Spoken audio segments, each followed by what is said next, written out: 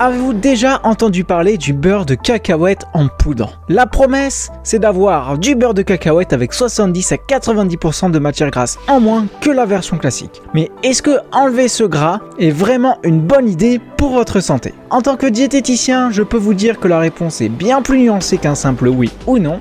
En nutrition, rien n'est jamais tout blanc ou tout noir, alors restez avec moi car aujourd'hui on va décortiquer ensemble la composition de cette fameuse poudre de cacahuète. On va la comparer point par point à son cousin le beurre de cacahuète traditionnel et on va surtout voir si ce produit est une vraie aide pour votre santé et si son prix est attractif. Alors ce beurre de cacahuète en poudre, révolution ou gadget? C'est parti pour le verdict. C'est quoi au juste le beurre de cacahuète en poudre? Avant de se lancer dans le grand duel nutritionnel, revenons à la base. Comment passe-t-on d'une pâte onctueuse à une simple poudre? Le processus est en fait purement mécanique. On prend des cacahuètes torréfiées comme pour un beurre de cacahuète classique, mais au lieu de les broyer directement, on les presse très fort pour en extraire une grande partie de l'huile. C'est cette huile qui contient la quasi-totalité des lipides et donc des calories. Une fois l'huile retirée, il reste ce que l'on appelle le tourteau de cacahuète, qui est bien plus sec. Ce tourteau est ensuite finement broyé jusqu'à l'obtention de la poudre que l'on va analyser aujourd'hui. En résumé, le beurre de cacahuète en poudre, c'est simplement du beurre de cacahuète dégraissé. Ce n'est pas un produit ultra transformé chimiquement, mais le résultat d'un processus mécanique qui change profondément son profil nutritionnel. Et c'est là que ça devient intéressant. Pour que la comparaison soit juste, on va se baser sur une portion standard de 2 cuillères à soupe, soit environ 32 grammes pour le beurre de cacahuète classique et 12 grammes pour la poudre avant de la mélanger avec de l'eau pour la reconstituer. Premier round, les calories. C'est l'argument marketing numéro 1 et il est imparable.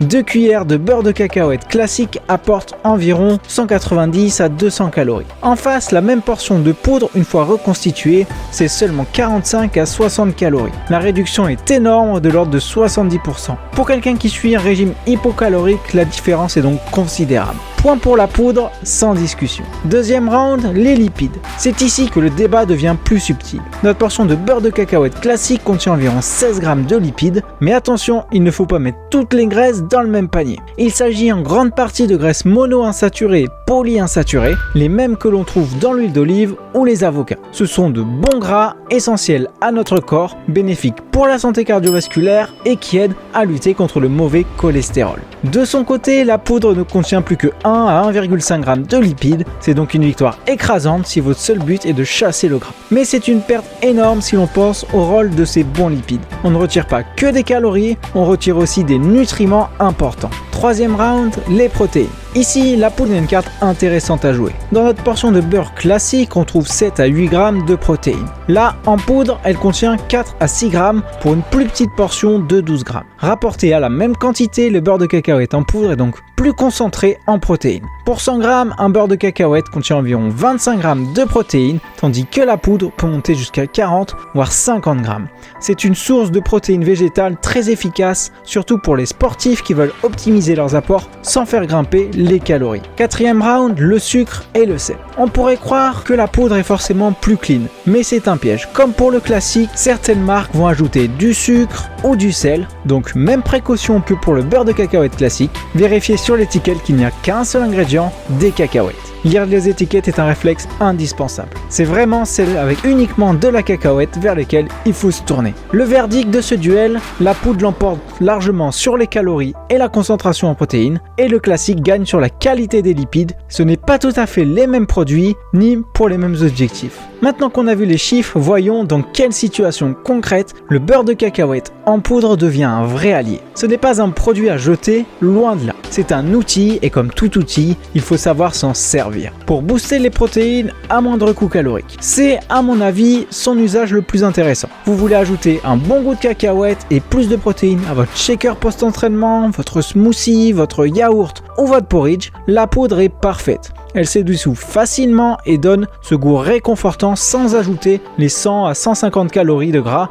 d'une cuillère de beurre classique. Pour les sportifs notamment en sèche où chaque calorie compte, c'est une option très pertinente. En cuisine, le beurre de cacahuète classique peut alourdir un plat. Pour préparer une sauce sautée, une vinaigrette asiatique ou des marinades, la poudre est une petite révolution. Elle apporte le parfum intense de la cacahuète sans l'huile, ce qui permet de mieux contrôler la texture et la teneur en gras. En pâtisserie, elle peut remplacer une partie de la farine dans des muffins ou des pancakes protéinés pour augmenter leur teneur en protéines et donner un bon goût. Si vous êtes dans une démarche de perte de poids où le suivi des calories est important, la poudre peut vous aider à satisfaire une envie sans faire exploser le compteur. Une petite cuillère en poudre reconstituée sur une tranche de pain complet ou avec des morceaux de pommes peut calmer une fringale pour une fraction de calories. C'est une stratégie de réduction, une façon de garder le plaisir tout en respectant son cadre calorique. En résumé, le beurre de cacahuète en poudre est excellent quand il est utilisé comme un ingrédient fonctionnel, un assaisonnement protéiné, un exhausteur de goût allégé ou un outil de contrôle calorique.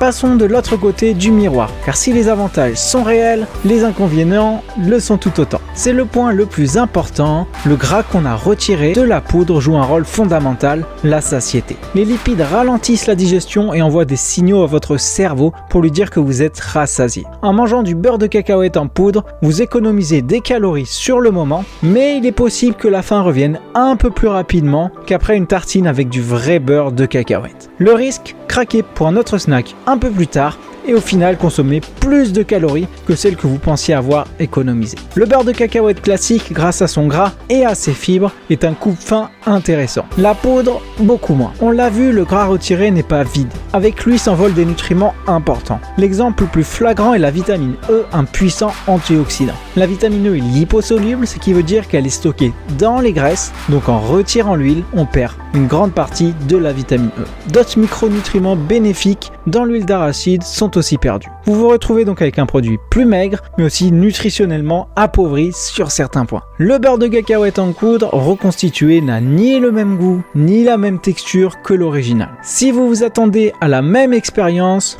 vous serez déçu. C'est une expérience différente, mais qui peut être vraiment intéressante selon vos objectifs. Alors au final, le beurre de cacahuète en poudre. La réponse est nuancée. Et ça dépend totalement de ce que vous en faites. C'est intéressant si vous le voyez pour ce qu'il est, un condiment protéiné et un ingrédient de cuisine allégé. Pour booster vos smoothies, alléger vos sauces ou enrichir vos pâtisseries sans ajouter de gras, alors oui, c'est un produit intéressant et pratique. En revanche, c'est un gadget si vous pensez avoir trouvé le remplaçant à votre beurre de cacahuète classique, surtout au niveau de la satiété. Et pour son effet coupe-faim, vous économiserez des calories sur l'instant et potentiellement en apporter un peu plus tard. Et vous perdez également les nutriments qui vont avec. Ne diabolisez donc pas le beurre de cacahuète classique, consommez avec modération 1 à 2 cuillères par jour, il est un allié pour votre santé et votre satiété. Voyez la poudre comme un produit différent, un outil spécifique pour des usages spécifiques. Je possède d'ailleurs les deux au quotidien. J'espère que cette analyse vous aide à y voir plus clair. Maintenant, dites-moi en commentaire si vous êtes plutôt beurre de cacahuète classique ou beurre de cacahuète en poudre. Et n'hésitez pas à me dire également comment vous utilisez ces produits dans les commentaires. Si la vidéo vous a plu, n'hésitez pas à la liker.